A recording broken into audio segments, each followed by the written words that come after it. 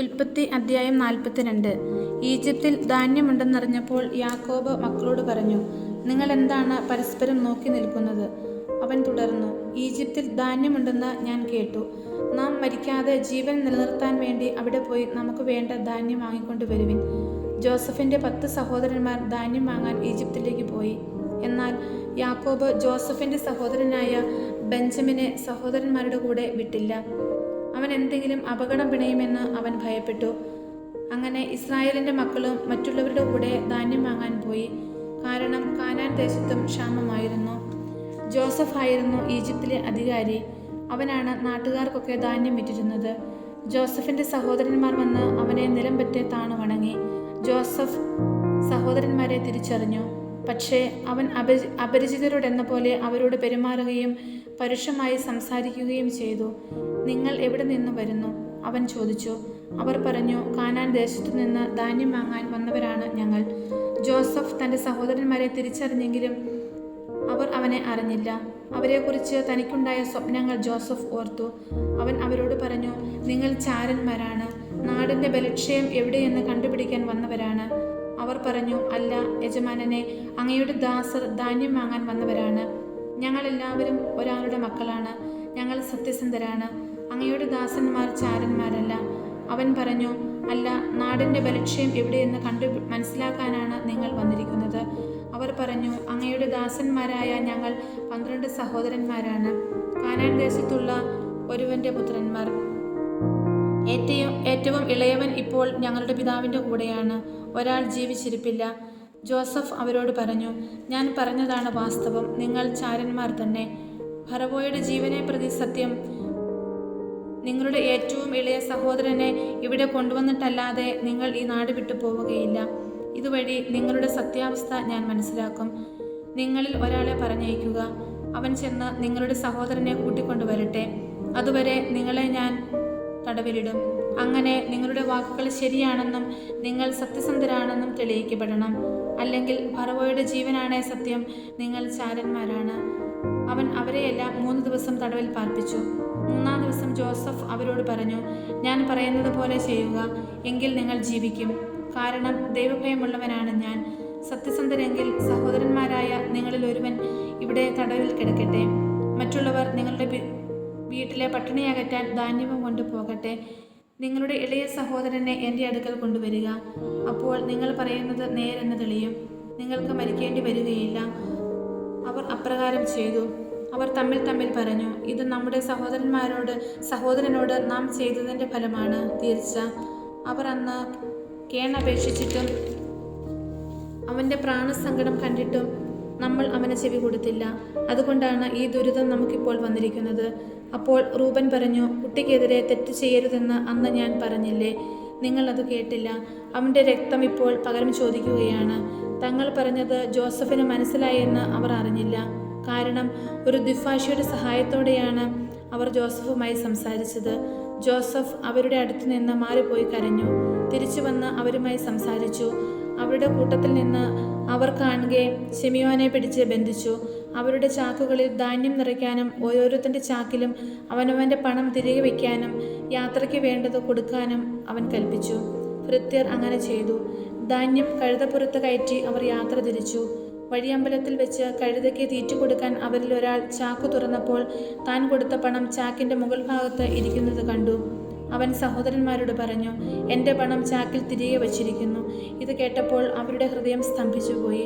പേടിച്ചു വരച്ച് മുഖത്തോട് മുഖം നോക്കിക്കൊണ്ട് അവർ പറഞ്ഞു, എന്താണ് ദൈവം നമ്മോട് ഈ ചെയ്തിരിക്കുന്നത്?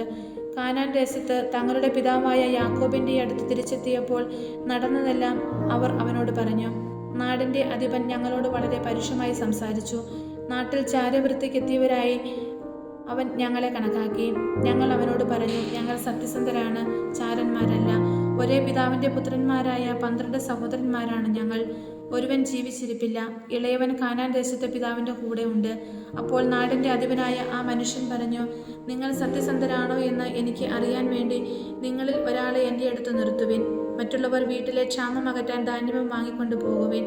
നിങ്ങളുടെ ഇളയ സഹോദരനെ എൻ്റെ അടുക്കൽ കൊണ്ടുവരിക.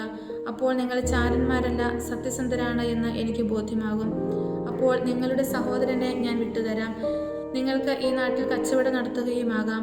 അവർ ചാക്കഴിച്ച് ധാന്യം കുടഞ്ഞപ്പോൾ ഓരോരുത്തൻ്റെയും പണക്കിഴി അവനവൻ്റെ ചാക്കിലുണ്ടായിരുന്നു. അവരും അവരുടെ പിതാവും ഇത് കണ്ട് ഭയപ്പെട്ടു. യാക്കോബ് വിലപിച്ചു, എൻ്റെ മക്കളെ നിങ്ങൾ എനിക്ക് നഷ്ടപ്പെടുത്തി. ജോസഫ് നഷ്ടപ്പെട്ടു, ശിമിയോനും പോയി. ഇനി നിങ്ങൾ ബെഞ്ചമിനെയും കൊണ്ടുപോകും. എല്ലാം എനിക്ക് പ്രതികൂലമായിരിക്കുന്നു. റൂബൻ പിതാവിനോട് പറഞ്ഞു,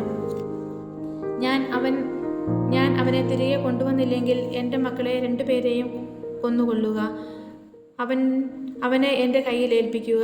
ഞാൻ അവനെ അങ്ങയുടെ അടുത്ത് തിരികെ കൊണ്ടുവന്നുകൊള്ളാം. യാക്കോബ് മറുപടി പറഞ്ഞു, എൻ്റെ മകൻ നിങ്ങളുടെ കൂടെ പോരില്ല. അവൻ്റെ സഹോദരൻ മരിച്ചുപോയി. ഇനി അവൻ മാത്രമേയുള്ളൂ. വഴിക്ക് വെച്ച് അവൻ എന്തെങ്കിലും സംഭവിച്ചാൽ തല നരച്ച എന്നെ നിങ്ങൾ ദുഃഖത്തോടെ പാതാളത്തിലേക്ക് തള്ളിവിടും. ഉൽപ്പത്തി അധ്യായം 43. നാട്ടിൽ ക്ഷാമം കൊടുമ്പിരിക്കൊണ്ടു. ഈജിപ്തിൽ നിന്ന് കൊണ്ടുവന്ന ധാന്യം തീർന്നപ്പോൾ അവരുടെ പിതാവ് പറഞ്ഞു, നിങ്ങൾ വീണ്ടും പോയി കുറച്ച് ധാന്യം കൂടി വാങ്ങിക്കൊണ്ടുവരുവിൻ. അപ്പോൾ യൂദാ പറഞ്ഞു, അനുജനെ കൂടാതെ വന്നാൽ നിങ്ങൾക്ക് എന്നെ കാണാൻ സാധിക്കുകയില്ല എന്ന് അവൻ ഞങ്ങളോട് തീർത്തു പറഞ്ഞിട്ടുണ്ട്. ഞങ്ങളുടെ സഹോദരനെ കൂടെ അയക്കാമെങ്കിൽ ഞങ്ങൾ പോയി ധാന്യം വാങ്ങിക്കൊണ്ടുവരാം. അങ്ങ് അവനെ അയക്കുന്നില്ലെങ്കിൽ ഞങ്ങൾ പോകുന്നില്ല. കാരണം അനുജനെ കൂടാതെ വന്നാൽ നിങ്ങൾക്ക് എന്നെ കാണാൻ സാധിക്കുകയില്ല എന്ന് അവൻ പറഞ്ഞിട്ടുണ്ട്. ഇസ്രായേൽ ചോദിച്ചു, നിങ്ങൾക്ക് ഒരു സഹോദരൻ കൂടി ഉണ്ടെന്ന് അവനോട് പറഞ്ഞ് എന്നെ ദ്രോഹിച്ചതെന്തിന്? അവർ മറുപടി പറഞ്ഞു, അവൻ ഞങ്ങളെയും ബന്ധുക്കളെയും കുറിച്ച് വളരെ വിശദമായി അന്വേഷിച്ചു. നിങ്ങളുടെ പിതാവ് ജീവിച്ചിരിക്കുന്നു.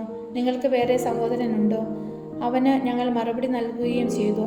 എന്നാൽ സഹോദരനെയും കൂട്ടിക്കൊണ്ടു വരുവിനെന്ന് അവൻ പറയുമെന്ന് ഞങ്ങൾക്ക് ഊഹിക്കാൻ കഴിയുമായിരുന്നു.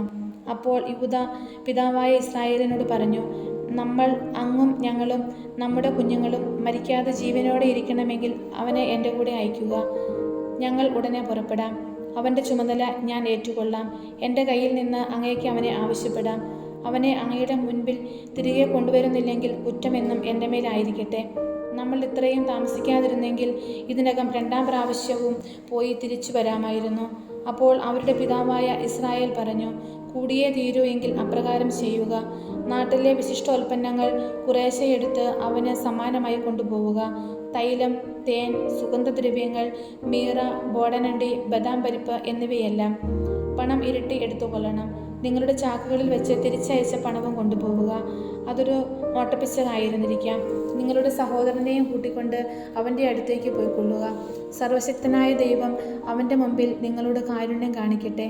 അവൻ നിങ്ങളുടെ സഹോദരനെയും ബെഞ്ചമിനെയും തിരിച്ചയക്കട്ടെ. മക്കൾ എനിക്ക് നഷ്ടപ്പെടണമെന്നാണെങ്കിൽ അങ്ങനെയുമാവട്ടെ.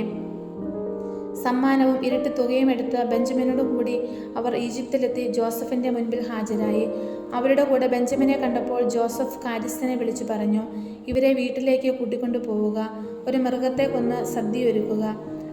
ഇവർ ഇന്ന് ഉച്ചയ്ക്ക് എൻ്റെ കൂടെയായിരിക്കും ഭക്ഷണം കഴിക്കുക. ജോസഫ് പറഞ്ഞതുപോലെ അവർ അവരെ വീട്ടിലേക്ക് കൂട്ടിക്കൊണ്ടുപോയി. വീട്ടിലെത്തിയപ്പോൾ അവർക്ക് പേടിയായി. അവർ പറഞ്ഞു, കഴിഞ്ഞ തവണ ചാക്കിൽ തിരികെ വെച്ചിരുന്ന പണം കാരണമാണ് അവൻ നമ്മെ ഇവിടെ കൊണ്ടുവന്നിരിക്കുന്നത്. അവസരമുണ്ടാക്കി നമ്മെ കീഴ്പ്പെടുത്തി അടിമകളാക്കുകയും നമ്മുടെ കഴുതകളെ പിടിച്ചെടുക്കുകയുമാണ് അവൻ്റെ ഉദ്ദേശ്യം. അതുകൊണ്ട് അവർ വീട്ടുവാതിൽക്കൽ വെച്ച് ജോസഫിൻ്റെ കാര്യസ്ഥനെ സമീപിച്ച് സംസാരിച്ചു. അവർ പറഞ്ഞു, യജമാനനെ, മുമ്പൊരിക്കൽ ധാന്യം വാങ്ങുന്നതിന് ഞങ്ങൾ ഇവിടെ വന്നിരുന്നു. മടക്കയാത്രയിൽ വഴിയമ്പലത്തിൽ വെച്ച് ചാക്കഴിച്ചപ്പോൾ ഞങ്ങൾ ഓരോരുത്തരും കൊടുത്ത പണം ഞങ്ങളുടെ ചാക്കിൽ തന്നെ ഇരിക്കുന്നു. ഞങ്ങൾ അത് തിരികെ കൊണ്ടുവന്നിട്ടുണ്ട്. ധാന്യം വാങ്ങാൻ ഞങ്ങൾ വേറെ പണവും കൊണ്ടുവന്നിട്ടുണ്ട്. പണം ചാക്കിൽ തിരികെ വെച്ചത് ആരെന്ന് ഞങ്ങൾക്ക് അറിഞ്ഞുകൂടാ. അവൻ പറഞ്ഞു, ശാന്തരായിരിക്കുവിൻ, ഭയപ്പെടേണ്ട. നിങ്ങളുടെയും നിങ്ങളുടെ പിതാവിൻ്റെയും ദൈവമാണ് നിങ്ങളുടെ ചാക്കുകളിൽ നിധി നിക്ഷേപിച്ചത്. നിങ്ങളുടെ പണം ഞാൻ കൈപ്പറ്റിയതാണ്. അവൻ ശിമിയോനെ അവരുടെ അടുത്തേക്ക് കൊണ്ടുവന്നു. അനന്തരം അവരെ ജോസഫിൻ്റെ വീടിനുള്ളിൽ കൊണ്ടുചെന്ന് അവർക്ക് വെള്ളം കൊടുത്തു. അവർ കാൽ കഴുകി. കഴുതകൾക്കും തീറ്റി കൊടുത്തു. ഉച്ചയ്ക്ക് ജോസഫ് വരുന്നതിന് മുൻപ് അവർക്ക് സമ്മാനം ഒരുക്കി വെച്ചു. കാരണം അവിടെയായിരിക്കും തങ്ങൾ ഭക്ഷണം കഴിക്കുകയെന്ന് അവർ അറിഞ്ഞിരുന്നു. ജോസഫ് വീട്ടിൽ വന്നപ്പോൾ അവർ തങ്ങളുടെ പക്കലുണ്ടായിരുന്ന സമ്മാനം അവൻ്റെ അടുത്ത് കൊണ്ടുചെന്നു. അവനെ താണു വീണു വണങ്ങി. അവൻ അവരോട് കുശലം ചോദിച്ചു. നിങ്ങളുടെ പിതാവിന് സുഖം തന്നെയോ? നിങ്ങൾ പറഞ്ഞ ആ വൃദ്ധൻ ഇപ്പോഴും ജീവിച്ചിരിക്കുന്നു? അവർ പറഞ്ഞു, അങ്ങയുടെ ദാസനായ ഞങ്ങളുടെ പിതാവിന് സുഖം തന്നെ. അദ്ദേഹം ജീവനോടെ ഇരിക്കുന്നു. അവർ കുനിഞ്ഞ് അവനെ വണങ്ങി. അവൻ തലയുയർത്തി നോക്കിയപ്പോൾ തൻ്റെ സഹോദരൻ ബെഞ്ചമിനെ കണ്ടു, തൻ്റെ അമ്മയുടെ മകൻ. അവൻ പറഞ്ഞു, ഇവനാണോ നിങ്ങൾ പറഞ്ഞ ഇളയ സഹോദരൻ? മകനെ, ദൈവം നിന്നോട് കരുണ കാണിക്കട്ടെ. തൻ്റെ സഹോദരനെ പ്രതി ഹൃദയം തേങ്ങിയപ്പോൾ ജോസഫ് കരയാൻ ഒരിടം നോക്കി. കിടപ്പറയിൽ പ്രവേശിച്ച് അവൻ കരഞ്ഞു. അവൻ മുഖം കഴുകി പുറത്തു വന്ന് തന്നെ തന്നെ നിയന്ത്രിച്ചുകൊണ്ട് പറഞ്ഞു, ഭക്ഷണം വിളമ്പുക. അവനും അവർക്കും അവൻ്റെ കൂടെയുള്ള ഈജിപ്തുകാർക്കും അവർ വേറെ വേറെയാണ് വിളമ്പിയത്. കാരണം ഈജിപ്തുകാർ യഹൂദരുടെ കൂടെ ഭക്ഷണം കഴിക്കാറില്ല. അത് ഈജിപ്തുകാർക്ക് നിഷിദ്ധമായിരുന്നു. മൂത്തവൻ മുതൽ ഇളയവൻ വരെ മൂപ്പനുസരിച്ച് അവർ അവൻ്റെ മുമ്പിൽ ഇരുന്നു. അവർ അമ്പരന്ന് അന്യോന്യം നോക്കി. ജോസഫ് തൻ്റെ ആഹാരത്തിൽ നിന്ന് ഓരോ പങ്ക് അവർക്ക് കൊടുത്തു. എന്നാൽ ബെഞ്ചമിൻ്റെ പങ്ക് മറ്റുള്ളവരുടേതിൻ്റെ 5 ഇരട്ടിയായിരുന്നു. അവർ കുടിച്ച് അവരോടൊപ്പം ഉല്ലസിച്ചു.